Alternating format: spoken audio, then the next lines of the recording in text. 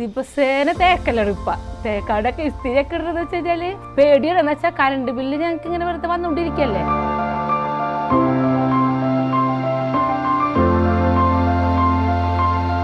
നമസ്കാരം, എൻ്റെ പേര് നസീമ ഷഫീർ, കൊടുങ്ങല്ലൂർ ഉഴത്തക്കടവ്. കറണ്ട് ബില്ല് പ്രശ്നമാണ്. കറണ്ട് ബില്ല് കൂടി വരുന്നത് വെച്ചാൽ ഞങ്ങൾ ഒന്നും ഉപയോഗിക്കാണ്ട് തന്നെ ഞങ്ങൾക്ക് കറണ്ട് ബില്ല് കൂടി വരുന്നത്. അങ്ങനെ ഇരിക്കുമ്പോഴാണ് ഞങ്ങൾക്ക് ഇങ്ങനെ ഒരു ഇത് അറിയണത്. അപ്പോൾ സോളാർ വെച്ചിട്ട് നല്ലൊരു അഭിപ്രായം തന്നെയാണ്. ഞങ്ങൾ ഇൻഡക്ഷൻ കുക്കർ പിന്നെ ഓവൺ എല്ലാ ഇതുകളും ഞങ്ങൾ ഒരു ഇതെടുത്ത് വെച്ചേക്കാന്ന് വെച്ചാൽ എടുത്ത് കഴിഞ്ഞാൽ കറണ്ട് ബില്ല് കൂടെയല്ല.